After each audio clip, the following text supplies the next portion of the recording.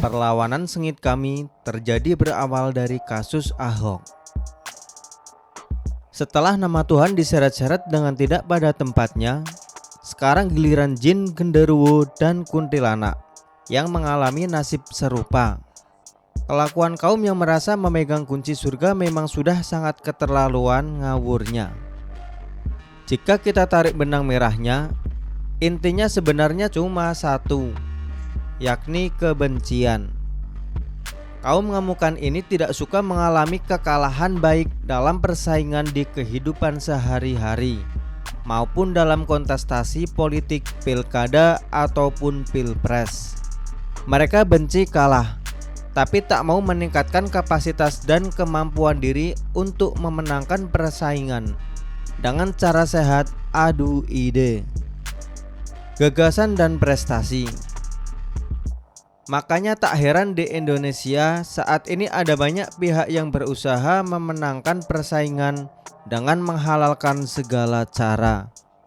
Salah satu kemenangan mereka hasil menghalalkan segala cara adalah kemenangan Pilkada DKI Jakarta 2017.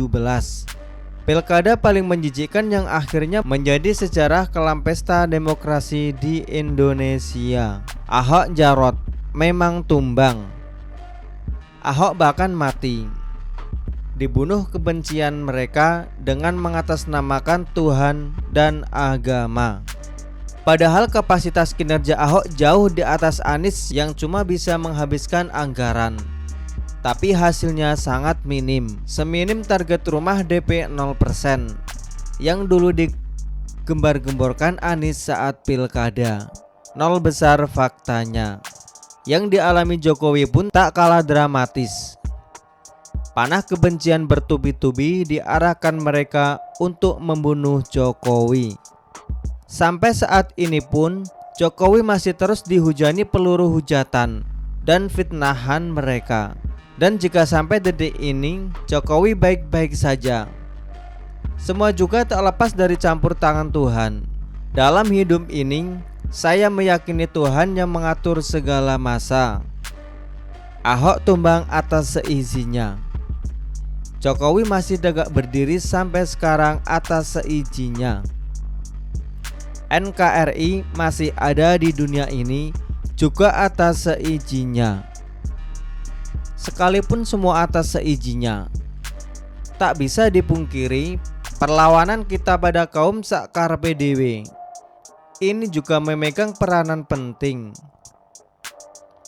Bisa kita saksikan sendiri sekarang di silent majority, mulai banyak yang berani bersuara. Itu jugalah yang saya rasakan sampai sekarang. Saya yang dulunya hanya ibu rumah tangga biasa yang kesehariannya hanya seputar urusan membahagiakan suami dan anak-anak, saat ini jadi melek politik. Benar katakan benar, salah katakan salah. Perlawanan sengit baik di dunia maya maupun di dunia nyata juga banyak. Penolakan terhadap dai dan ulama provokator sudah muncul di berbagai daerah di Indonesia. Ini bagus. Kita memang harus melawan sampai titik darah penghabisan. NKRI harus kita jaga dan kita bela bersama. Kenapa demikian? Berikut ini penjelasannya. Pertama, pesan Founding Father Indonesia sudah sangat jelas. Ini sumpah pemuda yang menggetarkan jiwa. Dengan gamblang kita bisa simpulkan, Indonesia itu satu nusa, satu bangsa, dan satu bahasa. Bukan satu agama. Lirik lagu nasional Satu Nusa Satu Bangsa juga tegas mengatakan jika nusa, bangsa, dan hasa kita bela bersama. Seperti itu jugalah NKRI harus kita pertahankan keutuhannya. Tuhan tak perlu dibela, sebab justru Tuhanlah yang membela hidup kita selaku umatnya yang lemah tak berdaya. Begitu juga agama. Biarkan agama berkembang sesuai dengan kepercayaan orang-orang yang meyakininya. Menerangkan di bagian ini, saya angkat topik untuk saudara-saudaraku umat Hindu dan Buddha. Sejumlah kerajaan Hindu Buddha di Indonesia seperti Kutai, Mataram, Majapahit, juga bermacam candi seperti Borobudur dan Prambanan, menandakan agama Hindu Buddha sudah ada di Indonesia sebelum agama-agama lainnya muncul. Sekarang mari kita lihat bersama. Ketika data statistik menunjukkan pertumbuhan Islam, Kristen, dan Katolik di Indonesia mulai mengungguli Hindu Buddha, kita sama sekali tidak pernah menjumpai adanya sikap iri dengki dari para pemeluk agama Hindu dan Buddha. Mereka tak pernah panik lalu mengambil jurus menghalangi pembangunan rumah ibadah agama lain. Mereka juga tak pernah mengkafirkan dan mengharamkan orang-orang yang tak seagama dengan mereka. Mereka tetap fokus pada iman yang mereka yakini, sekalipun secara kuantitas mulai kalah jumlah. Bandingkan dengan sikap kaum yang merasa memegang kunci surga, melihat salib takut, melihat pelinggi Hindu dibangun langsung mencak-mencak, melihat patung Buddha didirikan langsung kejang-kejang. Datang belakangan lalu hidup bersama dengan para pendahulu, tapi mau menangnya sendiri. Reseh banget kan kelakuannya. Kaum yang lupa diri inilah yang harus kita lawan, sebab keberadaan mereka sudah mulai mengganggu kedamaian di NKRI. Begitu ada anak-anak bangsa berprestasi, tapi bukan berasal dari kalangan mereka, langsung dijegal dengan berbagai macam cara. Ini jelas merugikan negara. Indonesia jadi kehilangan kesempatan dikelola anak-anak bangsa yang berkompeten di bidangnya hanya karena perbedaan sara. Kasus Ahok adalah bukti nyata yang tak terbantahkan. Kedua, memberi pelajaran tidak sama dengan balas dendam. Sifat menyebalkan yang ada dalam diri para kaum yang merasa memegang kunci surga adalah tidak konsisten. Semua dibolak-balik sesuka hatinya, tergantung kepentingan mereka apa.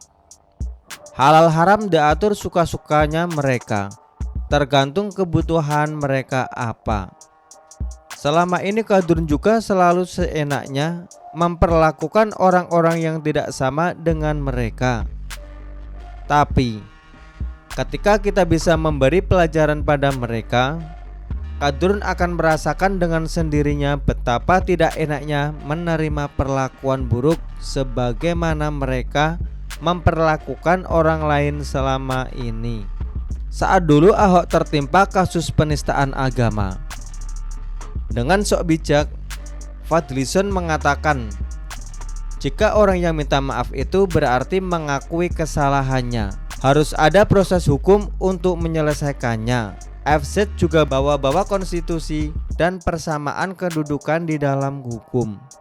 Sekarang mari kita lihat kelakuan mereka saat Edi Mulyadi terjerat kasus ujaran kebencian. Dengan sok bijak pula, Egy Sujana menghimbau jika Edi Mulyadi sudah berkali-kali minta maaf, ya sudahlah, tolong dimaafkan. Bawa-bawa ayat Al-Quran pula soal tahan amarahmu dan maafkan kesalahan orang. Keadaan yang berbanding terbalik saat kasus Ahok dulu. Nggak konsisten kan jadinya. Disinilah peran perlawanan kita untuk memberi pelajaran pada kaum penjual Tuhan dan agama, kaum yang lebih mementingkan kepentingan pribadi dan golongan dibandingkan kepentingan bangsa dan negara. Akhirnya Edi Mulyadi memang menginap di penjara. Apakah kita mendendam pada mereka? Sama sekali tidak. Sebab memberi pelajaran tidak sama dengan balas dendam. Akhirnya saya bisa mengambil kesimpulan, titik awal perlawanan sengit kita pada kaum menyebalkan ini bermula saat kasus Ahok. ketika seorang anak bangsa yang tulus ingin mengabdi membangun tanah airnya justru dihabisi dengan mengatasnamakan Tuhan dan agama. Disitulah kita tersentak dan tersandarkan. Sekarang kita jangan lagi diam. Mereka jual, kita beli.